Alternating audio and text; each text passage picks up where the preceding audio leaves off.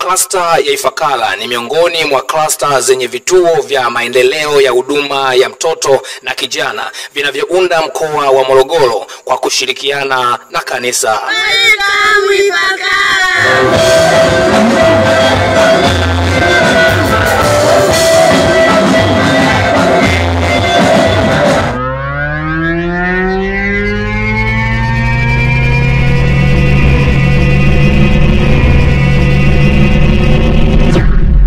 Kwa majina naitwa Daudi Lawi, ni mfanyakazi wa shirika la Compassion International Tanzania. Ninawezesha cluster ya Ifakara huku mkoa wa Morogoro. Ninamshukuru Mungu, makanisa, umoja wa makanisa ya cluster ya Ifakara yaliandaa kambi ya Pasaka kwa ajili ya vijana na watoto ya siku 3 mfululizo. Na katika kambi hii tumemuona Mungu akifanya mambo makubwa sana. Vijana wengi wamefunguliwa, vijana wengi wamepata mafundisho mazuri ya kiroho. Naomba nitumie nafasi hii kukukaribisha wewe ujaribu kufuatilia, uone kiundani zaidi mambo yalivyotokea. Karibu. Damu ya Yesu inanena mema. Haja yako na ijulikane na Bwana. Usije kwa sababu mwingine amekuja. Msaada utoki kwa wanadamu. Msaada unatoka kwa Yesu. Utaondoka hapa, Mungu amekukomboa. Ufahamu, akili, nafsi. Vile tu ambavyo unamaanisha unaanza kupokea nguvu. Vile tu unamaanisha Mungu anaanza kukubadilisha. Vile tu unamaanisha, fumba macho yako, acha kuangalia watu.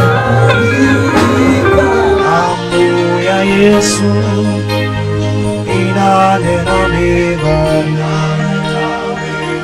Damu ya Yesu inanena mema. Damu ya Yesu inanena mema. Damu yenye nguvu inanena mema. Damu ya Yesu inanena mema. Damu yenye ukombozi inanena mema. Damu ya Yesu inanena mema. Kwa jina naitwa mchungaji Juma Agustino Lugwago, tumetokea TAG Mbingu, lakini tumekuja hapa kwa ajili ya kambi hili ambalo limekuwa ni nzuri sana. Kambi liliyounganisha vituo 12 vya makanisa mbalimbali. Tuko hapa King Calls hapa Ifakara. Tunamshukuru Mungu sana kwa ajili ya kambi ambalo limefanyika. Kweli kambi lilikuwa ni nzuri sana. Tumejifunza mambo mbalimbali, lakini pia tumehudumia watoto wetu. Tumeona watoto wetu wakihudumiwa katika mafundisho, lakini pia wamehudumiwa katika kuombewa, lakini pia wamehudumiwa katika namna mbalimbali. Tumemwona Mungu akifanya mambo makubwa sana, na tumeona ni vizuri sana ya mambo yaweze kuendelea kusudi watu waendelee kuchukua vitu vipya siku hadi siku. Tunatazamia kufanya vitu kama hivi kila baada ya Pasaka ambayo huwa inafanyika kila mwaka. Basi kila baada ya mwaka huwa tunafanya Pasaka ya namna hii, lakini mwaka huu imekuwa ni nzuri zaidi na tumemwona Mungu akitenda kazi pamoja nasi. Tunamshukuru Mungu pia kwa ajili ya shirika la Compassion International Tanzania ambalo limekuwa ndicho kiunganishi na haya makanisa yote. Tulikuwa na makanisa 5 hapa. Makanisa la FPCT, kanisa la Moravian, kanisa la Free Pentecoste na kanisa la KKT na makanisa ya TAG. Kwa kweli tumemshukuru Mungu sana kwa ajili ya haya mambo yote ambayo yamefanyika. Kwa jina naitwa Jovin Lamek Ngenzi, ni mratibu wa kituo, lakini pia ndiye mwenyekiti wa cluster kwa upande wa watendakazi. Tunamshukuru Mungu, tumekuwa na wiki nzuri, siku 3 ambazo zilikuwa ni za semina kwa ajili ya vijana wetu. Na tulikuwa na vijana wapatao 240 kutoka katika vituo 12 vya cluster yetu. Vijana tulikuwa, kabla ya kuwa na semina tulikuwa na malengo, na hayo malengo ilikuwa ni kuwa na kambi la Pasaka ambalo litakuwa ni kuleta mabadiliko katika maisha ya vijana wetu, lakini kuwafundisha masomo ambayo yatakuwa ni msingi katika maisha yao. Kwa hiyo tunamshukuru Mungu kwa kiasi kikubwa tumefanikiwa kwa 100%, kwa sababu vijana wameweza kufunguliwa, lakini pia vijana wameweza kujifunza masomo ambayo yatakayoenda kuyajenga katika maisha yao. Bwana Yesu asifiwe. Kwa majina naitwa Joshua Chitemo, ni rais wa Cluster Ifakara, ni mwanafunzi wa Compassion kutoka kituo cha KKKT Milola TZ 268. Kwa majina naitwa Itnes John Komba, natokea kituo cha KKKT Milola, ni speaker wa bunge wa Cluster Ifakara. Kwa majina naitwa Simon John Masanja, natoka kituo cha FPCT Kisegese TZ 1813. Mimi kituoni kwetu pale ni rais, lakini pia ni katibu wa bunge wa Cluster. Mimi ni Swaumu Hussein Kishoto, ni katibu katika kituo cha TAG Katinduka Student Center. Kwa majina naitwa Allen Thomas Maanze, ninatokea katika kituo cha TAG Katinduka Student Center. Mimi ni rais wa kituo cha huduma ya mtoto kilichopo Katinduka. Tupo hapa kwenye kambi la vijana Compassion ambalo linasema wito wa utifu na mabadiliko. Tumekuja kwenye kambi hili, ni kambi ambalo linatusaidia vijana katika kubadilika tabia na vitu mbalimbali. Tulivyokuja tumejifunza vitu vingi sana ambavyo vinatusaidia tukirudi kwenye vitu vyetu kwenye jamii tuweze kuishi vizuri na watu na kuleta mabadiliko na maendeleo kwenye jamii. Katika hili kambi tumejifunza mambo yafuatayo. Kwa mambo niliyojifunza mimi, cha kwanza nilijifunza kuhusu kijana na utumishi. Kwenye kijana na utumishi tumejifunza mambo mengi sana.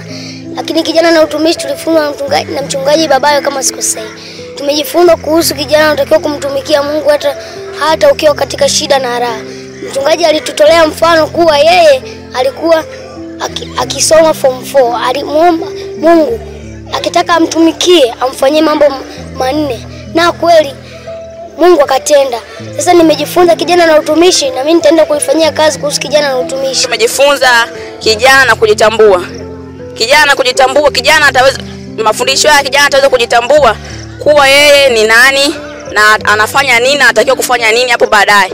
Kwa hiyo mfano kijana akiwa anasoma shuleni bila mwelekeo, hii kijana kujitambua inamsaidia kijana kusoma kuwa anajitahidi kusoma ili aweze kutimiza malengo yake. Pia nimejifunza kijana na utandawazi.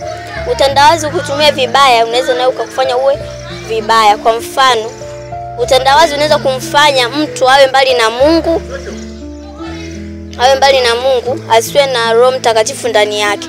Hiyo nayo sio nzuri. Natakiwa utandawazi ni unaharibu sana watoto. Kwa hiyo natakiwa tusitumie sana utandawazi vibaya. Lakini tukitumia utandawazi vizuri inaweza kukuza elimu katika jamii. Kwa mfano, yupo mtu mmoja katika hiyo jamii ambaye kasoma na anajua utandawazi, anajua kutumia vizuri. Anaweza kuelimisha jinsi gani ya kutumia. Anaweza kuongezea elimu ndani yenu. Pia kukua kwa uchumi na biashara. Mtu anaweza kutangaza biashara yake katika mitandao ya kijamii. Anaweza kutangaza biashara yake na ikajulikana. Lakini pia somo lingine ambalo tuweza kujifunza lilikuwa ni kijana na maombi. Kupitia somo hili vijana ambao waliweza kupata neema ya kufika kwenye kambi hili wanaweza kufanya maombi wao wenyewe sasa. Tena inakuwa sio kuombewa. Manake anaweza hata yeye mwenyewe akiwa nyumbani anaweza akafanya maombi tofauti na kabla ambavyo alikuwa hajaja hapa. Lakini tumejifunza pia ulinzi na usalama wa mtoto, namna gani kwenye jamii tunaweza tukazuia ukatili, mambo mbalimbali, unyanyasaji kwa watoto kwenye jamii na njia mbalimbali za kuzuia. Lakini pia tumesoma kijana na wokovu. Kijana na wokovu inatusaidia sisi vijana kumjua Mungu na kutembea na Yesu. Somo lingine tulijifunza ni umuhimu wa kijana umuhimu wa mafundisho kwa vijana. Umuhimu wa mafundisho hutokana na maarifa ya kijana. Mafundisho hutokana na maarifa kivipi? Maarifa na kitendo cha elimu kinachokuwepo katika stage fulani. Lakini pia tumejifunza kuhusu mafundisho. Inabidi kijana uwe makini sana katika mafundisho. Pia inabidi uwe maarifa ya kusikiliza. Mafundisho tunaweza tukatunza kwa moyoni na kwa kuyaandika. Somo lingine ambalo tuliweza kujifunza lilikuwa ni kijana na utumishi. Kupitia somo hili vijana wanaweza kwenda kutambua nini utumishi wake yeye kama yeye binafsi. Yawezekana kabla ya kufika hapa au kabla ya kuja kwenye kambi hili alikuwa hajui yeye anaweza akawa ni mtumishi kwenye nini, lakini kupitia somo hili na kwa kuwa alipata neema ya kufika kwenye kambi hili ameweza kujua kwamba yeye anaweza akawa ni mtumishi wa namna gani. Tumejifunza pia uwajibikaji. Kijana unatakiwa wewe unawajibika katika sehemu mbalimbali ambayo uwajibikaji unatusaidia kwenye maendeleo binafsi. Na somo lingine ambalo tuliweza kujifunza pia lilikuwa ni namna ya kufanikiwa. Lakini kwenye namna ya kufanikiwa hapo kulikuwa kuna mambo kama mawili. Kuna muda, ni wakati gani unafanya kitu, lakini pia yani wakati na kitu unachokifanya.